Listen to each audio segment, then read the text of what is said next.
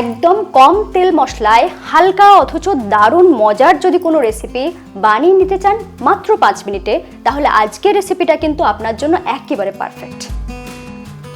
মাত্র প্রধান দুটো উপকরণেই বানিয়ে নিতে পারবেন, কিন্তু এই একটা মাত্র পদ থাকলেই ধোঁয়া ওঠা গরম ভাতে জাস্ট জমে যাবে।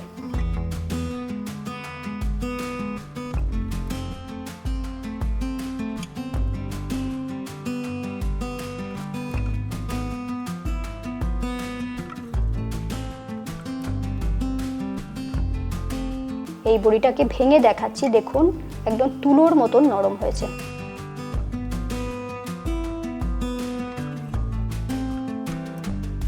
খুব সহজেই রান্নাটা একদম নিখুঁতভাবে শিখে নিতে সঙ্গে রইলাম আমি ঋতুপর্ণা। আপনারা দেখছেন ঋতুর রান্নাঘর। আমি এখানে হাফ কাপ মটর ডালকে 2 ঘন্টার জন্য ভিজিয়ে রেখেছিলাম। আপনারা চাইলে সারা রাত্রির জন্য ভিজিয়ে রাখতে পারেন। আমি এখানে মটর ডাল ব্যবহার করেছি, তবে আপনারা চাইলে ছোলার ডালও ব্যবহার করতে পারেন। এরপরে ডালটাকে বেটে নেব।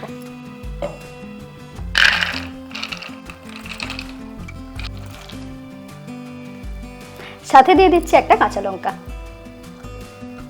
এটাকে যতটা সম্ভব কম জল দিয়ে টাইট টাইট করে বেটে নিতে হবে।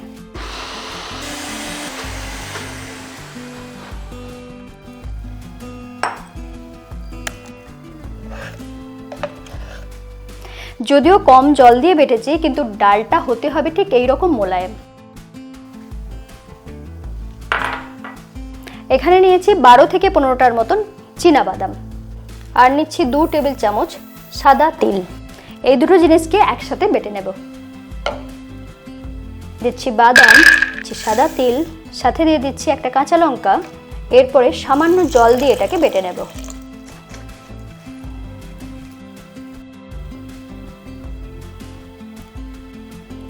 দেখুন একটু পাতলা করে মোলায়েম করে বেটে নিয়েছি। আর এখানে একটা মিডিয়াম সাইজের টমেটোকে একটু বড় করে কুচি করে নিয়েছি, দেখুন এইভাবে। এরপরে এই ডাল বাটার সাথে মিশিয়ে দেব কিছু মশলা। দিয়ে দিচ্ছি সামান্য একটু জোয়ান। জোয়ান এক তো হজমে সাহায্য করে আর স্বাদটাকেও বাড়াবে। সাথে দিয়ে দিচ্ছি সামান্য একটু হিং, আর দিয়ে দেব স্বাদ মতো নুন। সমস্ত কিছু মিশিয়ে নেব, কিন্তু একটু ফেটিয়ে ফেটিয়ে, যাতে ডালটা একটু ফ্লপিও হয়ে যায়। আমি এইভাবে একটু সময় নিয়ে এটাকে ফেটিয়ে নিচ্ছি। আপনারা যদি ফেটাতে না চান বা সমস্যা হয়, সেক্ষেত্রে খাবার সোডা ব্যবহার করতে পারেন, তাহলে কিন্তু কাজটা অনেকটাই কম হয়ে যাবে। দেখুন রংটাও চেঞ্জ হয়ে গিয়েছে আর কতটা ফ্লপি হয়ে গিয়েছে।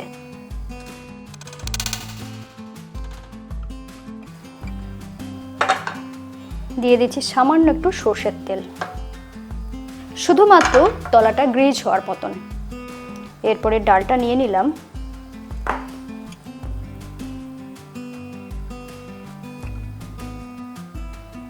ঠিক এইভাবে দিয়ে দিচ্ছি।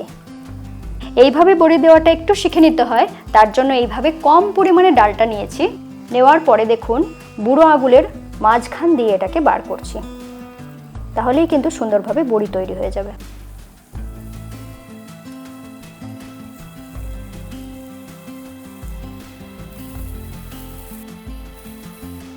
সবকটা বড়িকে এইভাবে দিয়ে নিয়েছি। দিতে দিতে তলার দিকটা একটু যখন শক্ত হয়ে গিয়েছে, ঠিক সেই সময় দিয়ে দিচ্ছি সামান্য একটু জল। সাথে সাথেই এটাকে ঢেকে দেব। ডালের বড়াকে ভেজে আপনারা অনেক সময় তরকারি বানিয়ে থাকবেন, কিন্তু এইভাবে একবার বানিয়ে দেখবেন, খুব সুন্দর নরম হয়, খেতে একদম অন্যরকম। মাত্র 3 থেকে 3.5 মিনিটের মতন এটাকে স্টিমে করে নিয়েছি। পুরোপুরি তৈরি হয়ে গিয়েছে। একবার খুলে দেখাচ্ছি।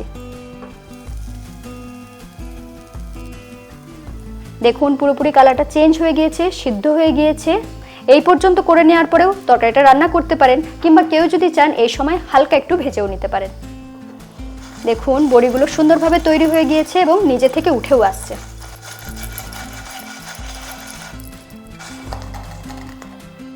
আমি একবার দেখিয়ে দিচ্ছি, দেখুন পিছন থেকে এরকম হয়েছে আর বড়িটা কতটা সফট। যেহেতু আমার তাওয়াটা ছোট, সেই জন্য 2টো ব্যাচে আমি বানিয়ে নিয়েছি। দিয়ে দিচ্ছি সামান্য একটু সর্ষের তেল। তেল গরম হওয়ার সাথে সাথেই দিয়ে দিচ্ছি সামান্য একটু কালো জিরে।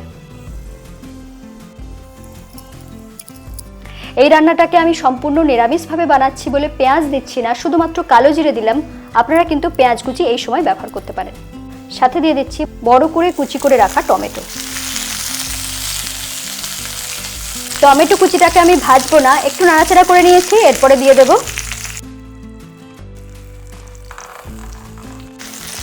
বড়ি আর টমেটোটাকে একটু টস করে নিচ্ছি যাতে হালকা ভাজা ভাজা হয়ে যায়।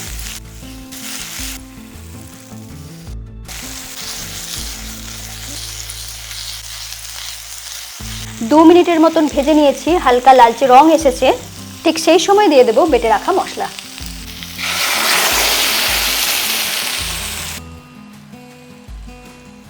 ঠিক এই সময়ে দিয়ে দেব মশলা ধোয়া 1 কাপ জল।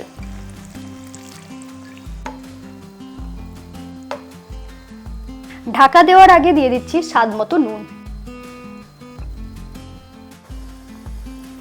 এই সময় বড়াগুলোকে খুন্তি দিয়ে নাড়াচাড়া করতে যাবেন না, এইভাবে নাড়াচাড়া করে নেবেন, না হলে কিন্তু ভেঙে যেতে পারে, কারণ এগুলো খুব সফট। এরপর ঢেকে এটাকে রান্না করে নেব। 3 থেকে 3.5 মিনিট মতন এটাকে রান্না করে নিয়েছি। এরপর খুলে দেখাচ্ছি।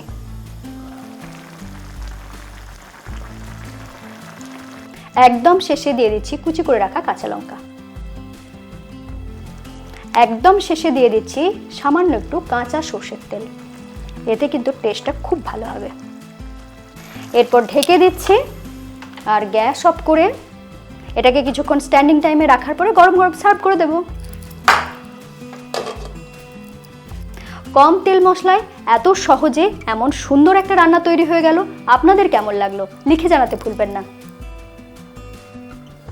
এরকমই নতুন সুন্দর সুন্দর রেসিপি পেতে আজই ঋতুর রান্নাঘরকে সাবস্ক্রাইব করে নিন, বেল আইকন প্রেস করে রাখুন। সকলে খুব ভালো থাকুন।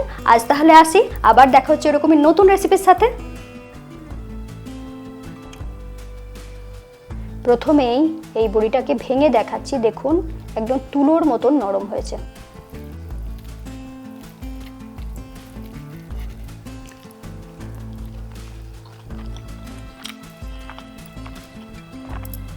ফাটাফাটি।